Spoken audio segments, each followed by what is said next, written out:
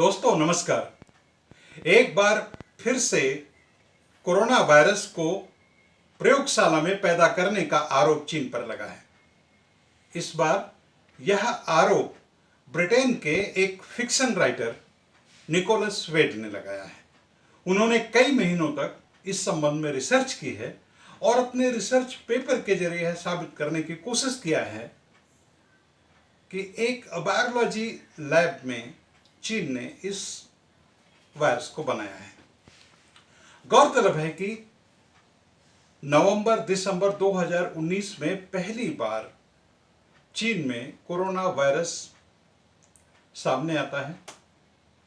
जनवरी 2020 में यह धीरे धीरे कई देशों में फैलता है। 29 जनवरी को हमारे हिंदुस्तान में भी पहुंच जाता है और अप्रैल मई तक लगभग आधी दुनिया को अपनी गिरफ्त में ले लेता है।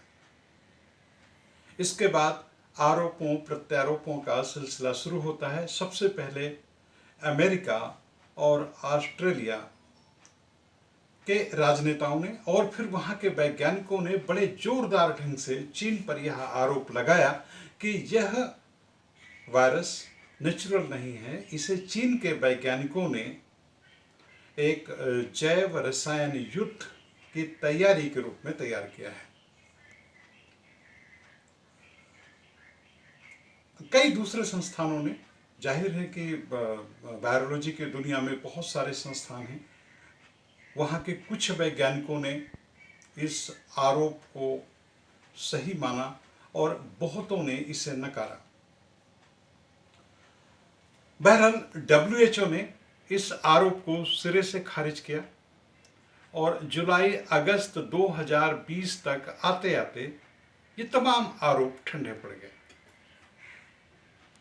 कुछ महीनों तक इस संबंध में कोई बात नहीं हुई, लेकिन फिर अक्टूबर नवंबर 2020 के आसपास दुनिया के कई हिस्सों से यह चर्चा उठी कि यह वायरस कृत्रिम है, यह कुदरती नहीं है, इसे चीन द्वारा बनाया गया है और कई महीनों तक इसकी चर्चा होती रही।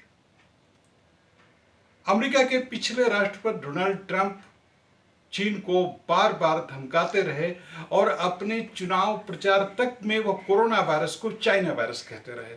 दोनों देशों की इस बात को लेकर बहुत डिप्लोमेटिक रस्साकसी भी रही, लेकिन कुछ दिनों के बाद यह मामला फिर शांत हो गया। पिछले दिनों एक बड़े अध्ययन के साथ एशिया पैसिफिक के कुछ वैज्ञानिक, ऑस्ट्रेलिया और अमेरिका के कुछ वैज्ञानिकों ने जोरदार ढंग से दावा किया कि यह वायरस कुदरती नहीं है, यह चीन द्वारा ही बनाया गया है और यह एक पूरी साजिश है। चीन ने पूरी दुनिया को इस वायरस के जरिए संकट में डाला है। फिर बात थमी और अब ये निकोलस वेड।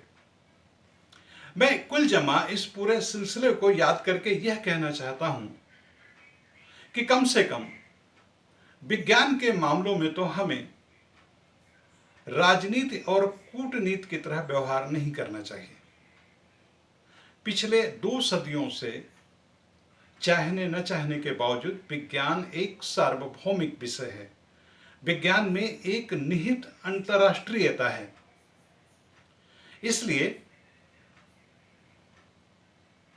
सरकारों को छोड़िए तमाम वैज्ञानिक संस्थाएं हैं जो तय करें और एक पैनल बनाएं जिसमें बहुत बड़े पैमाने पर दुनिया के टॉप वैज्ञानिकों को शामिल किया जाए और वो तय करें, भले कितना भी समय लें, कि क्या वाकई यह वायरस चीन के द्वारा लैब में बनाया गया है।